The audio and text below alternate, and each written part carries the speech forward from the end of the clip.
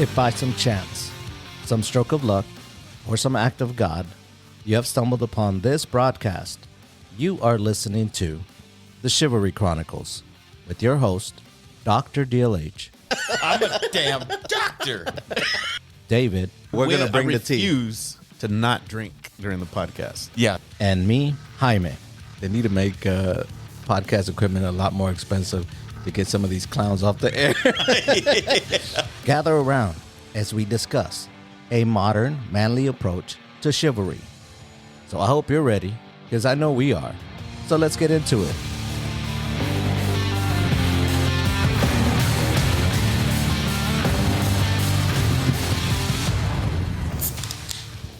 Bourbon sound. Come on, man. Yeah, my beer didn't open up correctly. Yeah. Wow. And my ice melted from my bourbon cup, so you can't hear it. Oh, there it is. This is terrible. This is a terrible way to start off this podcast. But anyway, we're back. We're back, coming to you from the friendly confines of the Chivalry Studios, a.k.a. my office upstairs, guys. You know, we're all here. How's it going? How's everybody feeling? Feeling like I shouldn't really be here. Like I'm not qualified Yeah, for podcasting. that's a good topic. David, do you feel qualified to be a podcaster? Hell yeah. I've been He's doing it not. for a full year now. He's not, though. I'm a year in. Yeah, so let's think back. You know, I was talking to DLH and I said, let's talk about imposter syndrome. And because I was telling him, I was like, when I graduate from high school and I go off to college, you have that dream where, hey, Jaime, you didn't really pass that class, and so you need to go back to high school and pass it, or else your degree ain't crap. Like you still need that credit. And so you're in college, you're like, but I'm in college. Like, but you got to come back, man. You got to take this exam. And then you get to the exam and you don't know anything. Or you're a fully grown-ass adult. Yes. 37 years old, been in your profession for 12 years, and you have this dream Yeah. that you suddenly have to go back to high school because there's something you missed. Or college, Or college or whatever. Mine, like the one that gave me the most stress is, I think I was probably like 35 at the time, wife, 2 kids, and I need to go back and take this class. And I'm like, but I have a full-time job. Like, how am I going to have to go back to class and live in a dorm and shit? Like, it doesn't make any sense. Yeah. So what we found is like, that's imposter syndrome. That's, you don't feel worthy of. Define it. Just read the definition. Okay, so the definition is psychological experience in which a person suffers from feelings of intellectual and or professional fraudulence. And I think as, we're all attended college, we know DLH has got his doctorate, and so his is triple now, right? Because you had a bachelor's, you had to get a master's, I assume, and then now you got a doctorate. So do you have triple dreams of fraudness? No, I don't. I think my dreams haven't changed. Now, there's an interesting aspect. If we get into, the dream analysis, right, you're going to be in some position where there is something left undone. You feel unprepared. Yeah. So you're going to be put in that position in some way, shape, or form. It doesn't have to be school. Maybe for some, it's that you can't get a grip on what your life is, and your dream goes crazy, right, in that moment. Right. And whatever it is, you can't get control of it. Like one of the other ones, I believe in dream analysis. I don't know, but I'm assuming. Have you ever had a dream where you felt like you were sort of either floating or flying, but then you lose control? You cannot control what you're doing. Right. And I believe that is the same thing, that those things get into your sense of like a loss of control. You're no longer steering your own ship.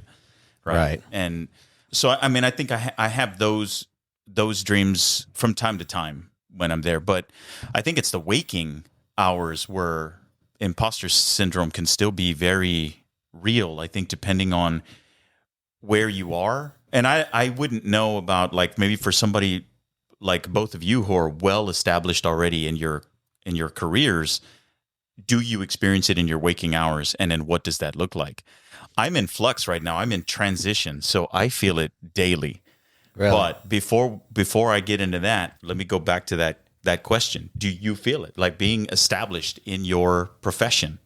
Yeah, Oh, absolutely. yeah. No, I feel like I experience it more while I'm awake, imposter syndrome, than through my dreams. And how does that? What does that look like? Well, for me, for example, so I typically talk with C-suite level people at credit unions and so forth. C-suite Sweeney? No, like meaning like whether it's like the chief lending officer, chief financial officer, Okay. that type of stuff.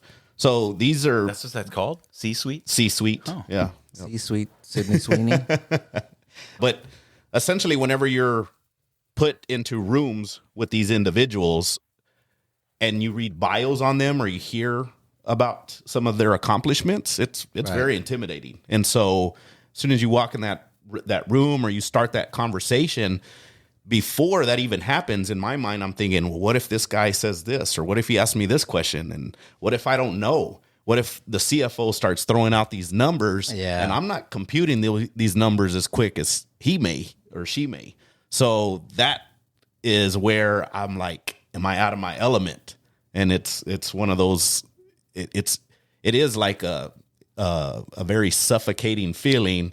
And then as soon as the ice bucket hits you, you're in it, right? And then you just react. And usually it pans out okay. I mean, that's the funny part about it, is at the end of the day, it usually find out. Usually if you do know your shit, then it pans out okay. Yeah, but would you say that that's how? How do you get yourself out of it? I essentially just kind of take a deep breath and say, F it. Yeah. That's really, I mean, that's the most simplistic way to put it. I do. I've gone through the same thing you've gone through, and I still go through it. I know I call them the kids, right? And the young engineers at work. What I started doing with them, because I told them, I said, look, you're going to go into meetings, and because you've been out of school a couple of years, you're not going to know everything. I said, and nobody knows everything. I go, but other people know a lot more. I go, before every meeting that I would take them to, I'd bring them into my office. I was like, hey, we're about to leave in a meeting. I leave to go to this meeting in a couple of hours. I was like, let's sit down here for the next 15, 20 minutes. What are you most scared they're going to ask? And let's freaking answer those questions. Because if we have answers to those questions, all other questions we're not worried about. I'll tell you what I'm afraid they're going to ask. And then you and I figure out an answer right here and there. So when they ask it, we're not like, oh shit. We're like, yeah, we thought about that. And here's our solution. You know what I'm saying? And so that's how I got those kids ready, because nobody got me ready. They were like, Jaime, go in that meeting, go take care of that. But, from a reactive standpoint, so you're in that room, right? Yeah. And a question that you didn't prepare for comes through, or questions, and you walk away feeling like, dang, I should have known that. Right. And that also happens. And Yeah. it happens. No, absolutely. It happens for me. But what I will say, the beauty in that is, if you walk away with that feeling, but brush it off really quick into, okay, now I'm going to learn. I'm going to learn this. So like being thrown to the wolves, essentially, is how I feel I learn the best. Right. Yeah. When I was a younger engineer, like they would throw me into these meetings. Like I would handle the meetings, and I'm sitting there at 25 years old, 24 years old, meeting with people that are 40, 50 years old, and they've been doing this for 20 years. So, what I learned quickly is like, look, I need to know my part really well. And if I know that really well, I think they'll go easy on me on the construction aspect, because they know I'm not a contractor. And if I know the code really well, if I know the specifications, and if I know my plans really well, I can control that. Mm-hmm. And so luckily I worked with some contractors that would understand that. I mean, this kid's just right out of college. He hasn't been doing this shit like we have. And I know one time I was at a job site, and I'd already been out of school for a long time. I was already an established project manager, and I was working with a contractor that I'd been working with for like 8 years. And he saw me as a kid right out of college, and I had an EIT with me, and he jumps on his ass like the contractor. And he's like, tell me, have you been out there digging trenches and putting pipe in the ground? And I was like, okay, hold on. I was like, George, that's, first of all, what kind of question is that? I mean, are we asking you, have you done all the calculations? this meeting isn't about that. About let's see who's got the biggest. Yeah. And so, but he never treated me like that. You know what I'm saying? It was like, it's just one of those things that I was like, man, I got to step in and first, like back up my my EIT, because he was like wide eyed, like, oh shit, so it's, to me, it's like, if I can control what I can control, then, I'll kind of fly through the other stuff. Yeah. But that's what I do now with them is, what are you most afraid of? And let's shine a light on it. Yeah. Now that's for your younger ones who are coming up, which is awesome that you do that. Do you yourself right now, with how many years of experience? 26. Okay, so you're well into it, right? Yeah. Like retirement's on the. No, I'm just kidding. I wish. But do you experience it at Yes, this point? absolutely, all the time. Anytime deadline starts coming around, anytime that. Because at some point you sit there and go, it's a negative, right? I've been here 26 years. I should know this. You know what I'm saying? Yeah. And so in there was, what is that first Dan Brown book? It's not Angels and Demons. Da Vinci Code. The Da Vinci Code. One of those two. Professor Langdon? Yeah. He says in that book, he's like, there's an old Buddhist, I guess, proverb or whatever that says, you've solved this before, And so if you go into any problem, go, you've solved this already, or you've solved this before, because your future self has solved this. Like a year from now, this is done. Yeah. So know that there's an answer. And so when I read it, I was like, I need to start thinking that way. But yeah, even till this day, like I still have, I don't want to say panic attacks. I'm not going to self-diagnose, but you do feel that tightness in your chest whenever, you can't figure something out. And with me, it's like, I can't sleep. I wake up, and sometimes I wake up at 5 a.m.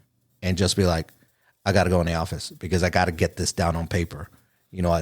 Your mind is continually working on the problem. Do you think, because I didn't really start noticing it until I got older, that tightness in the chest feeling? Mm-hmm. I don't recall sensing that whenever I was in my 20s and 30s for that. I've always had it. Really? Yeah, I think it was more butterflies. Yeah. Right. Yeah, maybe. But also, like, how do you distinguish between something that is your everyday normal sort of anxiety that anybody's supposed to feel when a deadline is looming, right, as opposed to imposter syndrome, this feeling that like maybe I haven't gotten it done yet because I can't? Yeah, and that's probably one of the biggest things that I deal with, is like, because say 10 years ago, I was working a lot of hours, 120, 130 hours every 2 weeks. So you're working a shitload and you're cranking out projects and you're doing it so well that it's second nature. Well, I haven't done those type of projects in like 8 or 9 years. And so when I get those projects now, I'm like, I used to know all this stuff. I need to brush up. Man, can I still do it? It's like that kind of weighs on you. And so like I was saying, that having all this experience now is even more of a weight. Right. Like you should know that. You know what I'm saying? And so, yeah. And despite your experience, maybe I shouldn't be in management. Maybe I shouldn't be. Yeah. I mean, I think those things can creep in at any time. Right. But I feel it now. Like I got my doctorate degree, but I'm trying to find a job using that degree now.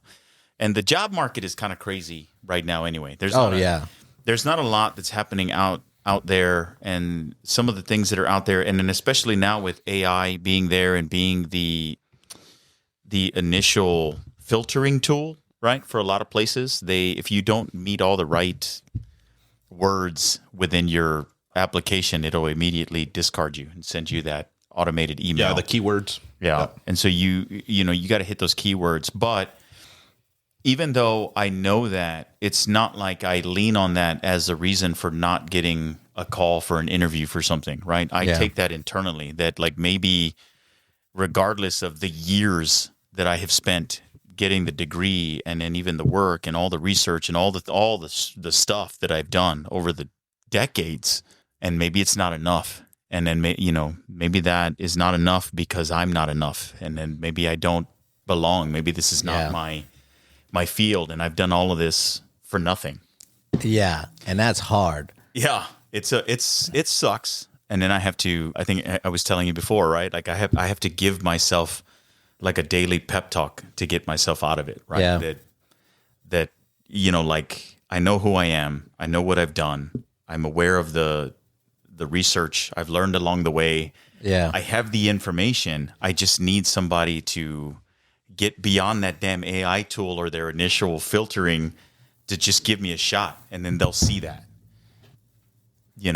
Is that true? I don't know, but it's what I have to tell myself every day so that I can keep on applying and keep going. And I think you have to. Yeah. I mean, I don't know, because what's the alternative? If you don't give yourself Quitting. that daily pep talk, Right. nobody's doing that. Yeah. you're quitting.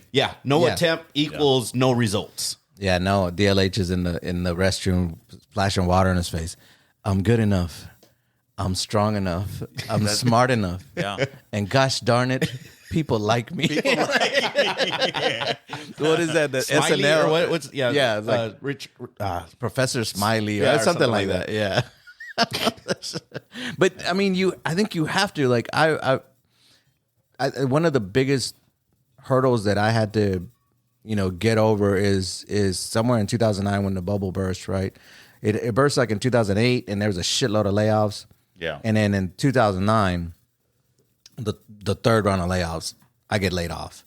And I'm normally a very confident person, and that just freaking, set everything like off kilter for me personally, because it's like, if I'm as good as I think I am, why did I get laid off? You know what I'm saying? Yeah. Why was I the one? Why did the whole office say, Jaime, you get the fuck out? It's and so what I learned is that for somebody that is as confident as sometimes I act, even though I might not be, doubt, if you introduce just a little bit of doubt with somebody that's really confident, it does a number, because it did a number on me. Just a little bit of doubt in your own abilities.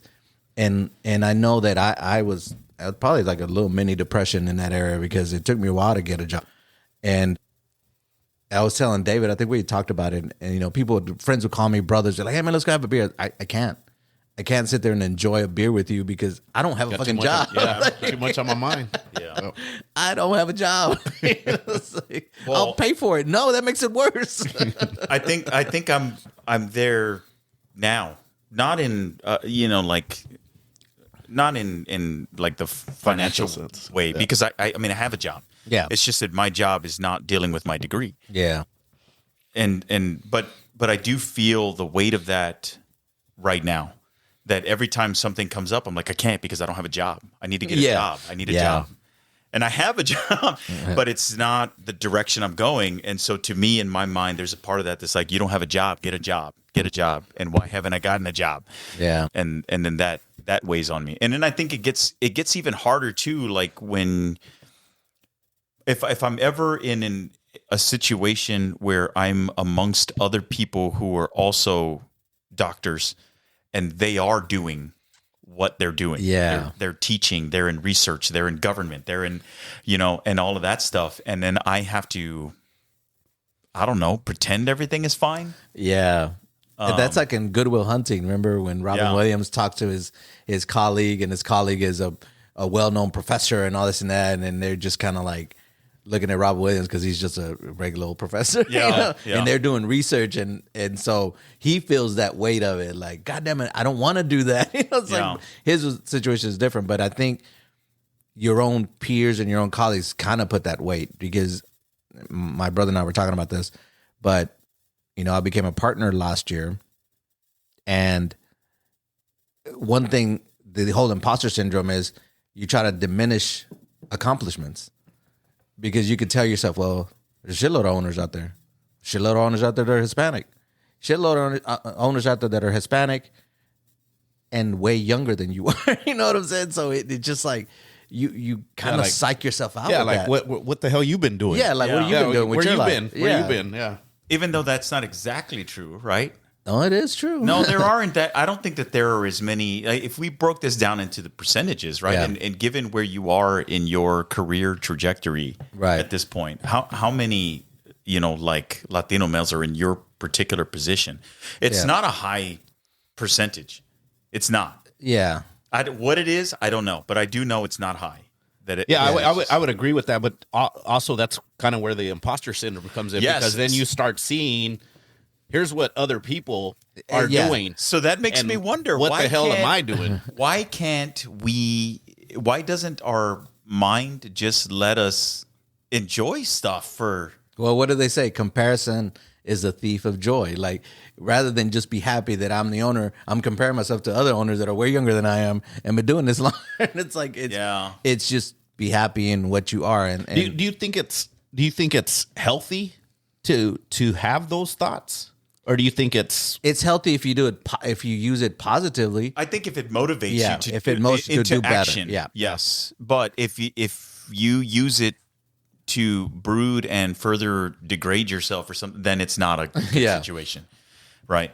Because it's back to when you're faced with an obstacle, you can either up your game, quit, or just say that doesn't matter. You know what I'm saying? Yeah. I mean, but if you allow that to make you work harder or something like that, then I think that's good. But I guess kind of what starts muddying the waters for me is thinking like, okay, and maybe it's just more so in the financial sense of, okay, well, so-and-so's got this.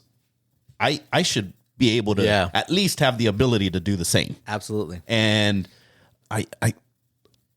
the more that I travel outside of the US, the more that kind of has started weighing on me. Like, I see happiness within a society that doesn't have that same angle as Americans. Oh no, Americans are super very capitalistic. Well, they work keep their up ass with the to the bone. Joneses. They're workaholics. And so sometimes I have to, like, and I haven't figured it out, by the way, but in some sense it's like I want more, but I'm also looking at it in the sense of finances and what I should be at. Everybody else has their significant other. I don't have one right now. That kind of stuff. That dual income. Yeah, and then you're just kind of looking at what others have that you kind of. It's not even necessarily envy, because it's not envy, but I do. Well, I guess it is envy. Yeah, it is. I guess it is envy, but it's not like I wish they do worse. Yeah, I wish so that I can failure. do better. No, it's like, damn. Yeah, like I'm not trying to outdo them or make them diminish what they've done. Right. But at the same time, how can I get mine? You know what I mean? Yeah. I want mine too. Just another way to torture yourself. How come I'm not there yet? Yeah. But then I also think, okay, well, there's a lot that I have accomplished. There's a lot for me to be grateful for. Yeah. And should I really bask more in what I have, or is my drive being for something that's really not going to bring joy, I guess, overall, or happiness? Yeah. I mean, I think, and then like you're saying, right? Comparison is the thief of joy, right? Because even if I compared myself right now to someone who has, I don't know, a position that I think would be desirable professionally, and they're younger than me. But if I don't look at all of the other things that got them to where they are versus how I got to where I am, our life trajectory and struggle has been very different, right? And it's not to take anything away from them. Maybe they were just financially better off from a younger age. Maybe Absolutely. they had better access to certain things that I didn't. They started three steps ahead of you. And like, I mean, honestly, if I look at my life and the fact that there were so many things I believe that worked against me getting to where I am now, I think that is a testament to, my achievement. Yeah. But I also can't sit in that achievement daily because I don't have a job.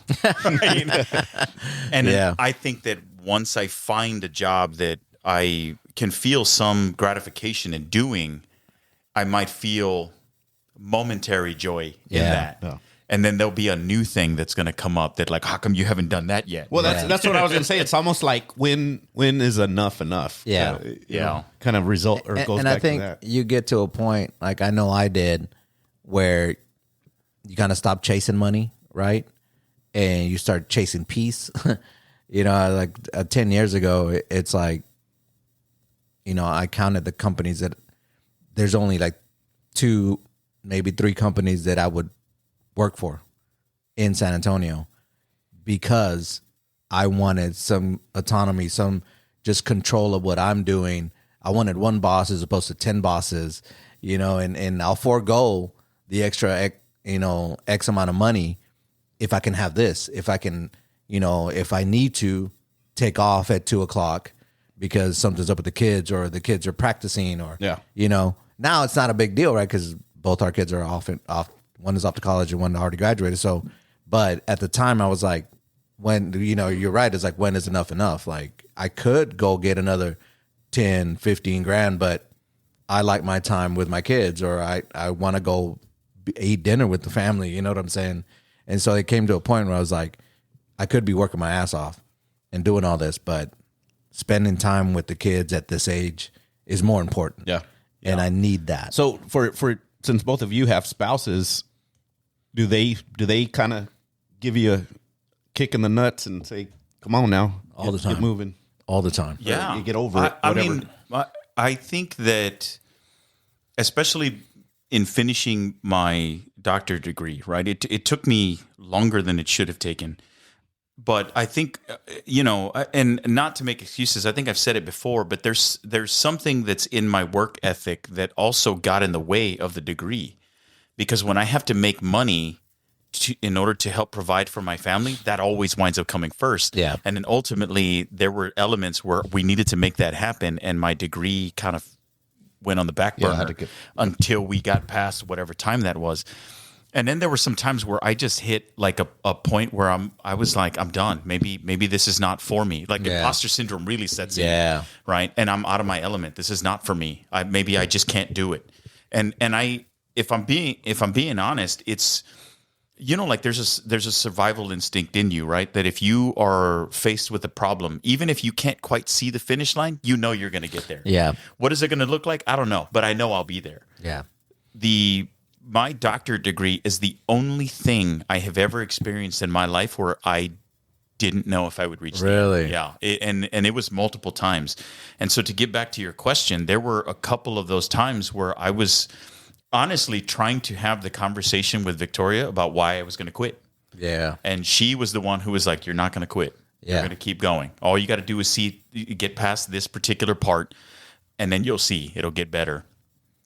And we had to have that conversation two different times, probably more, but 2 big times where I was like ready to be done. I was going to quit. And then I saw it through the first time. And then the second time, and it was probably the biggest help for me, is I leaned into spite. Because I was like, if I'm going to quit because of all of this, right, the bullshit and all the doubters and all the like whatever, like screw them. And I was like, I'm going to go out on my terms. I'm going to do what I want to do. That's why I parked in your space today. I'm going to write what I want to write. Yeah. I'm going to present it in the way that I want to present it. And even and then during that time, even when my dissertation chairperson came through and was like, why don't you do that? I'm like, I don't have time for that. I'm not going to do that. This is what it is. Nice. Yeah.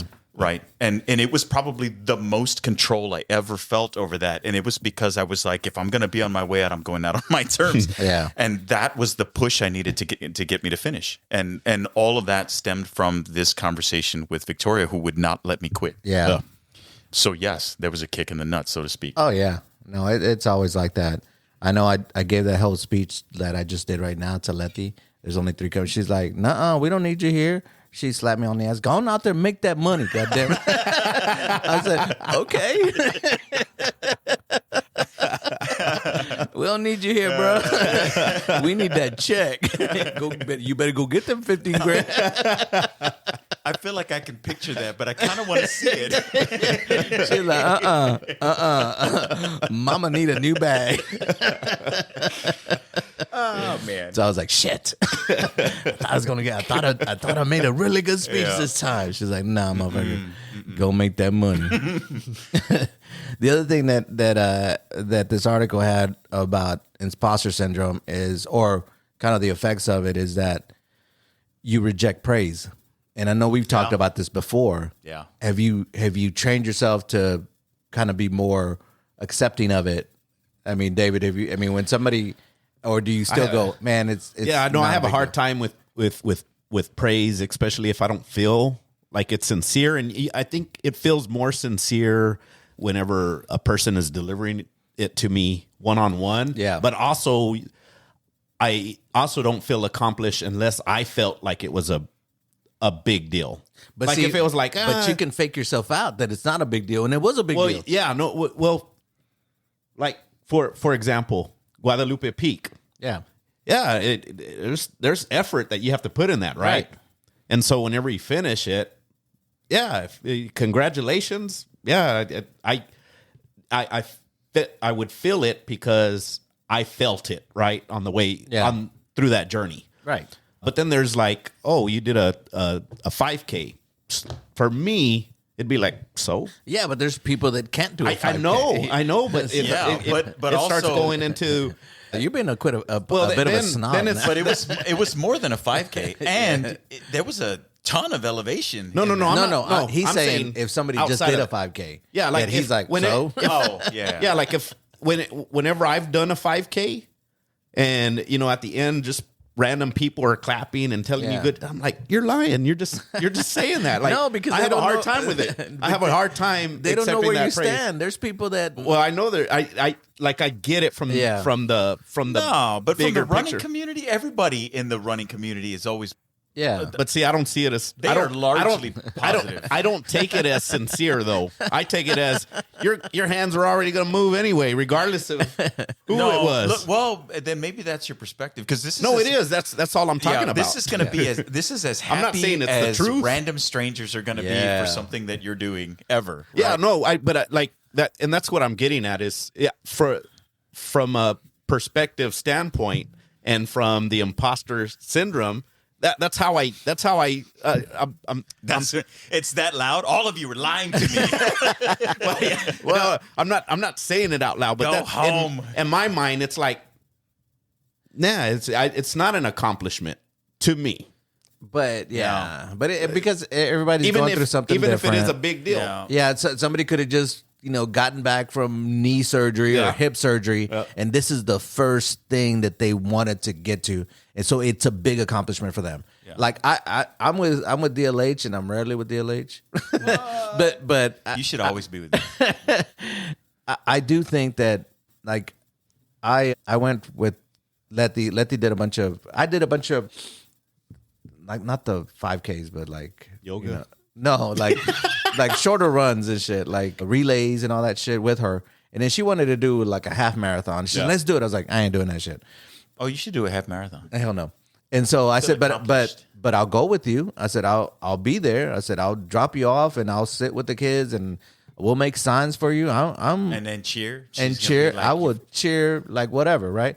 But I'll be eating some tacos too, right? She's gonna be like, with your fake ass congratulations. But you're right. The community is like a running community is very supportive. I Yeah, mean, they're I was. supportive. It is, and Positive. I'm not even saying that it's wrong for them to do that. No, or no, anything but I'm like just that. saying Yeah. that I think that it's pretty amazing, that, Yeah. that they're that way. Mm-hmm. And when she did it, I was like, yeah, this is because, I mean, I've never run a half marathon. Well, I guess we kind of did with the Spartan race because it was kind of like It wasn't the last one was it a like half marathon. The last Right. one was a half marathon. Yeah. But it didn't feel like a half marathon because you have Nah. all these obstacles. You don't have and- to run. and you don't have to run and all this and that. And you kept stopping. Yeah. Well, Well, you might as well. not me, but There was no need to run with the Spartan. Yeah. You're gonna run and then go wait. Dave kept complaining. yeah. That's the only thing that kept y'all motivated. Keep going. No, to hurry up and get you to stop. I guess that was motivation. Did I tell you?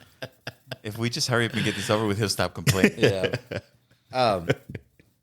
The other thing this article was talking about your kind of symptoms of imposter syndrome, and I was like, shit. So what I was doing is a symptom of it is overworking, right? It's like working longer hours, which is what I was doing. Yeah, trying to compensate for that. Yeah. And so I was like, well, shit. It's like here I thought that I'm doing it because, I want to get the projects out. I want to be the best. But you're doing it, or some people do it so that they can't blame that you're not working. Like, right. He's working his ass off. He just know what the fuck he's doing. Yeah. So I found it interesting that was one symptom of it is overworking, doing those longer hours, working harder, excessive hours. I was like, man, I was like, so I'm like the classic case of fucking imposter syndrome because I did do that. Like I did work long hours. I did it because we had so many projects and, I know me and my coworker, we'd go eat at 1 a.m. and we're sitting there going, man, we're swamped right now. And it feels like if we stay late every day, you're falling down as well. And all you're doing is like pressing up against the walls and slowing down a little bit. But as soon as you go home, it's like you let go and you're still falling. Yeah. And so I was like, man, that sucked for me because I thought, man, I'm doing it because no, it's still a symptom of it. You're trying to earn your keep. Yeah. Yep. So, yeah. I remember one thing that was real refreshing for me was ultimately hearing that my colleagues didn't complete certain projects just as I didn't complete that project. So it was like, because at first I'm like working on it. And then I was making a lot of progress, right? And then it was like, okay, show what you've done thus far. And it was myself and my other colleagues that are showing their work. And I'm like, oh, I'm actually slightly ahead. And here I thought, hey, I don't belong. Like, they're knocking all this stuff out, and I felt like I had barely got started. But then when the open book was there, it was like, misery loves company, dog. My wife started a new job, and she's kind of handles all science curriculum for the entire K through 12, right? And she's a super overachiever. And I was telling her, I was like, your coworkers are really going to hate you because you're going to come in and start kicking ass. And then these people that have just been chilling for years, they're going to be like, what the fuck? Like, what is this person coming in, just upsetting the balance, because her boss loves her because she gets shit done like that. Like, Letty's one of those people that if you don't give her a deadline, she gets it done as soon as possible. If you don't give me a deadline, I ain't got a deadline. It's like, I'm going to chill. It's like, until you tell me when you need it, then I'm going to start working. Yeah. So it's one of those things. Like with her, it upsets the balance. Like she does so much, you know what I'm saying? So much more than the other people that, her boss loves her, but I'm pretty sure there's some people there that are like, man, since we hired her, like we need to remind her we're using Greg Abbott's curriculum. Some children left behind. Damn. Oh shit. All right, so what are we gonna board approve? Coping mechanisms of imposter syndrome? Well, what are coping mechanisms? Accept praise, Yeah, but I don't know that you can change that about somebody. You can. Absolutely you can. Like it. You can just say, thank you. Yes, but that's not exactly because I do that. But that's just because it's cordial. Somebody gives you. See, it was insincere. That's why I don't accept that. It's not that it's not sincere. But even if somebody sincerely congratulates you, but you won't allow yourself to. Well, allow revel, yourself. That's the thing. How do you get there? How do you get to where you can allow yourself to do that? Even, mofo, we just said. I was at my own graduation here, right? The celebration's supposed to be about me, and I struggled with that. We just told you earlier. I don't like the focus to be on me at the beginning of the podcast. I'm good enough. I'm smart enough. And should that be done daily in the mirror? And doggone it, people like me. Yeah. What's your evidence? I don't have any. I'm sorry. Well, you're still married. Well, that means one person likes me. Because she's your best friend. That's right.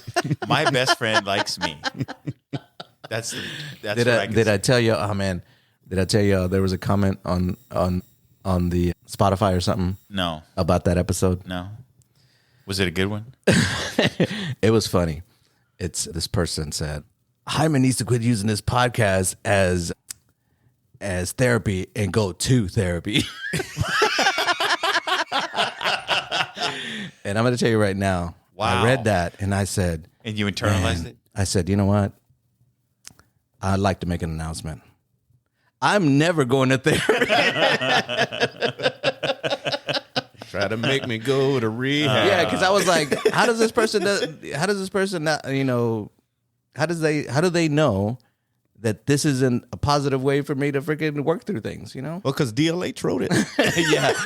Yeah, it was DLH. Please. And it was the best friend episode. So That's funny. yeah, so pretty damn just so you know, no relationships were harmed during that episode. I'm still married, 26 years. So. Yeah. But that's because 26, can I really start over again? No. So I'm just saying, Yeah. you know, when my wife was like, yeah, I know.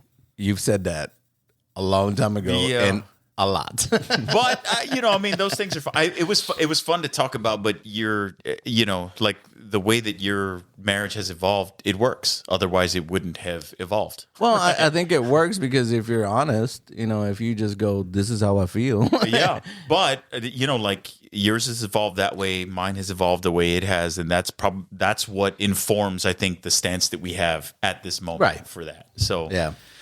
So you're doing it out of fear? thankfully, I would say thankfully at home it's definitely the one space I don't feel like an imposter, Really? which is great. That's my home base. That's my safety.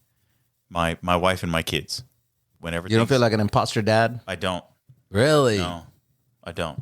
So you think you think you're perfect? I don't. You think But- you're better than us? But there are. But you know what I have done is like whenever I don't know whether the things that I have done over I don't know a certain period of time, maybe when I do have some doubt in there because I do want to be a good parent, I ask my kids, do you feel like I have provided you what? They're gonna lie to you, dog. While you're They holding might. a belt? But No. there's no judgment in that. I'm just asking them like like is there anything that you feel I should be doing differently? And the right answer would get you ice cream. And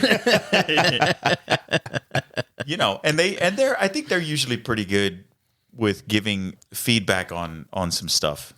Really? Yeah. I never ask them that. I Fuck do. that. I ask them that. They because some we- lying sons of bitches. because we try to have some real conversations about things, and I understand that I'm not always going to be right.